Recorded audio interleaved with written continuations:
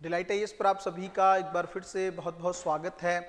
तो कुछ दिन पहले हम लोगों ने एक टॉपिक डिस्कस किया था जिसमें हम लोग ये बात कर रहे थे कि कुछ ऐसी संभावनाएं प्रतीत हो रही हैं कि जिस तरीके से सिक्किम भारत के अंदर शामिल हुआ था, पहले सहयोगी राज्य के रूप में, फिर पूर्ण राज्य के तौर पर, और आज सिक्किम जो है विकास की नई ऊंचाइयों को छू रहा है, उस तरह की संभावनाएं भूटान भी तलाश रहा है।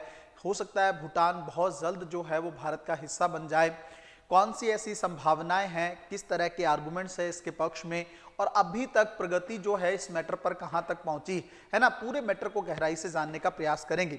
सबसे पहली चीज तो मैं आप लोगों को भूटान की लोकेशन दिखा देना चाहता हूं।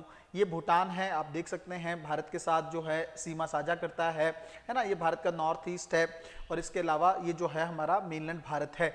तो आप लोग देख सकते हैं कि काफी एकदम सटीक लोकेशन जो है भूटान की है और भारत और चीन के बीच में एक हिसाब से बफर स्टेट के तौर पर ये काम करता है। सबसे पहला सवाल जो लगातार आप लोग कमेंट्स के थ्रू भी पूछते रहते हैं कि सर जैसे भूटान है वो एक संप्रभु देश है ना, सॉवरेन कंट्री के तौर पर रहा है और भूटान के लोगों को संप्रभुता बहुत प्यारी रही है इतिहास में अगर हम लोग देखें तो फिर ऐसी क्यों संभावना या कौन सा ऐसा आर्गुमेंट है जो भूटान के बारे में हम लोग ये सोच पा रहे हैं कि भूटान बहुत जल्द भारत का हिस्सा बन सकता है। मतलब भूटान क्यों अपनी संप्रभुता को खोना चाहेगा।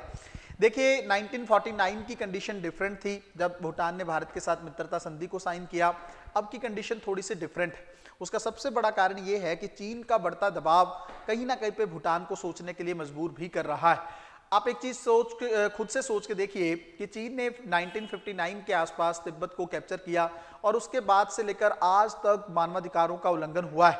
हम बात कर रहे हैं तिब्बत में जिस तरीके से मानवाधिकारों का उल्लंघन रहता रहा है तो उसका प्रभाव भूटान पर भी पड़ता है। फिर भूटान जो है आप देखेंगे जिस तरीके से चीन ने डोकलाम वाले क्षेत्र में 2017 के आसपास तनाव क्रिएट किया। फिर चीन ने भूटान का एक वन्यजीव अभयारण्य है साक्तिंग वन्यजीव अभयारण्य, उसको अपना बताया, भूटान के साथ थोड़ा सा टकराव क्रिएट करने की कोशिश की, भूटान को धमकाने की कोशिश की। इस तरह की कई कंडीशन हैं जिसके चलते भूटान और ज्यादा भारत के करीब आ रहा है। अगर मैं आप लोगों को इतिहास की बात बताऊं तो आप लोग बहुत अच्छे से जानते हैं कि शुरू में भूटान या एक जो नेपाल थे या तिब्बत, इस तरह की संभावना आ रही थी कि आज़ादी के बाद ये लोग मिलकर एक नया गठबंधन बनाना चाहते हैं, क्योंकि इन देशों को डर था भारत और चीन दोनों से। इनको ये था कि शायद ये लोग दोनों बड़े देशों के बीच में फंस गए हैं, रियासतों के तौर पर हैं। आप लोग जानते हैं कि ब्रिटेन के प्रोटेक्टेड स्टेट के तौर पर रहे हैं सिक्किम और भूटान। तो ऐसी कंडीशन में ये लोग चाहते थे कि हम लोग अपनी संप्रभुता को बनाकर रखें, इसलिए ये लोग गठबंधन बनाने का प्रयास कर रहे थे। तभी खबर जो है भारत तक पहुंची और नेहरू ने भूटान को दो तरीके के प्रस्ताव दिए थे। एक, आप भारत के अंदर विलय हो जाएं, शामिल हो जाएं। दूसरा प्रस्ताव यह था कि आप ऑटोमेटेड स्टेट के तौर पर मतलब भारत के साथ रहें, या फिर आप ऐसे कर सकते हैं कि रक्षा, विदेश मंत्रालय और जो विदेश मामले हैं और संचार वाली चीजें जो है वो भारत को सौंप दें, बाकी चीजों में आप जो है स्वतंत्रता का आनंद उठाते रहें। तो भूटान ने हालांकि शुरू में तो दोनों ही चीजों को लेकर सवाल खड़ा किया, लेकिन फिर दूसरे मैटर पर भूटान मान गया। नेहरू उस समय ज्यादा भूटान के विलय पर इसलिए ज्यादा ध्यान नहीं दे रहे थे क्योंकि उस समय वो चीन को लेकर बहुत ज्यादा आश्वानित रहते थे, बहुत ज्यादा चीन पर भरोसा करते थे।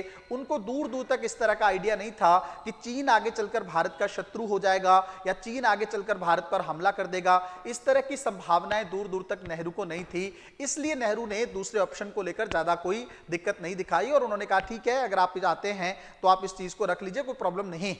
तो 1949 में दोनों देशों के बीच में मित्रता संधि हुई। इस संधि को 2007 में अमेंड भी कर दिया गया और भूटान को कहा गया ठीक है, आप अपने विदेशी मामले भी जो हैं खुद से तय कर सकते हो, लेकिन रक्षा के मामले में आप थोड़ा भारत से अभी भी पूछते रहेंगे, है ना।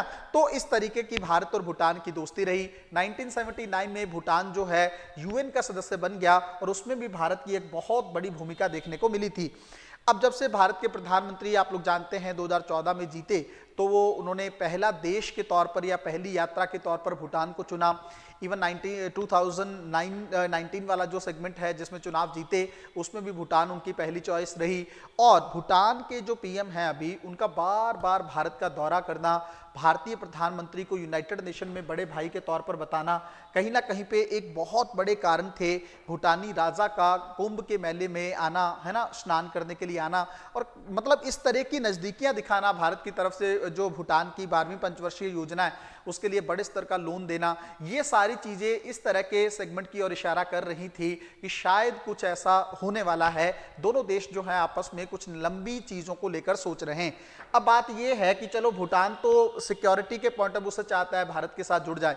कुछ दिन पहले मैंने आपको बताया था कि भारत से भूटान तक सीधी रेलवे लाइन को भी अब स्टैब्लिश कर दिया गया है, असम से लेकर भूटान तक वो जाएगी। तो दोनों देश डे बाय डे क्लोज होते चले जा रहे हैं। उसका एक कारण चीन है, कॉमन आप मान सकते हो एनिमी के तौर पर चीन है। चीन की बढ़ती शत्रुता भूटान के लिए भी इनसिक्योरिटी को क्रिएट कर रही। अब दूसरी बात यह है कि भारत के लिए क्यों जरूरी है भूटान, ये आपको सोचना होगा कि इस समय की कंडीशन देखिए आप, भारत ने पाकिस्तान के साथ ऑलमोस्ट एक वॉर लड़ा है ना, और उस वॉर में कई सारी ब्रह्मोस मिसाइलें दागकर भारत ने पाकिस्तान को सबक सिखाने की कोशिश की। तो ऐसी कंडीशन में पाकिस्तान तो कतई नहीं चाहेगा कि भारत की चीजें बेटर हों, तो वो लगातार टेररिज्म को प्रमोट करता रहेगा, वो लगातार चीन के साथ अपने रिलेशन बनाकर रखेगा। तुर्की की कंडीशन आप लोग जानते हैं किस तरीके से उसने पाकिस्तान को सपोर्ट किया है। तुर्की के बहुत सारे ड्रोन जो है वो भारत में देखने को मिले हैं। तो इससे भी एक आइडिया लगा सकते हो कि दोनों देश मिलकर भारत के खिलाफ किस तरीके का षड्यंत्र रच रहे हैं। उससे भी अलावा एक बड़ा सेगमेंट है बांग्लादेश। आप लोग बहुत अच्छे से जानते हैं कि बांग्लादेश के जो अंतरिम सरकार के प्रमुख हैं मोहम्मद यूनुस, वो किस तरीके से चीन के पाले में खेल रहे हैं। उन्होंने अभी शेख हसीना की जो पार्टी है अवामी लीग, उसको जो है पूरी तरीके से बांग्लादेश में बैन कर दिया है। भारत ने हालांकि इस मैटर को लेकर आवाज भी उठाई है। उन्होंने बे ऑफ बंगाल या बंगाल की खाड़ी का बादशाह बांग्लादेश को डिक्लेयर कर दिया।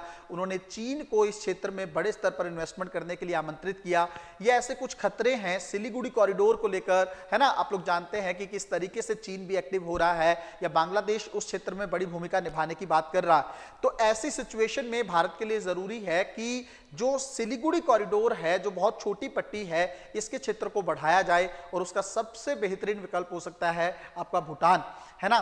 तो भूटान के मामले में अगर हम भूटान को अपने साथ इन्वॉल्व कर लेते हैं तो कहीं ना कहीं पे भारत की सेना जो है चीन की सेना के साथ सीधा मतलब बाउंड्री पे हो जाएगी।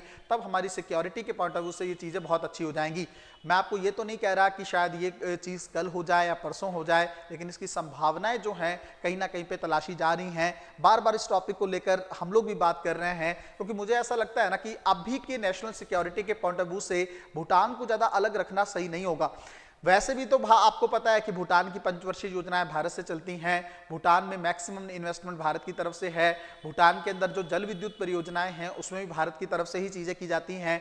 इवन वहां पर भारत प्रोडक्शन करके एनर्जी का और अपने यहाँ ही आयात कर लेता है। भूटान का ट्रेड अगर देखेंगे तो भारत के साथ सबसे ज्यादा है। ऐसी कंडीशन में भूटान को अलग कंट्री के तौर पर ट्रीट ना करके, भूटान को भारत के अंदर इन्वॉल्व करके ऑटोनॉमी देके अपनी सेना को बाउंड्री पर पहुंचाया जा सकता है, ताकि हमारी नेशनल सिक्योरिटी के पॉइंट ऑफ व्यू से ये चीज बहुत अच्छे तरीके से वर्क करने लगे। मेरे हिसाब से ये चीजें जल्दी हो सकती हैं। आने वाले समय में देखने वाली बात होगी किस तरीके से भारत सरकार इस मैटर को डील करती है। मिलते हैं अगली वीडियो में, तब तक अपना ध्यान रखें, अपनी पढ़ाई को बहुत अच्छे तरीके से करते रहें। बहुत बहुत धन्यवाद।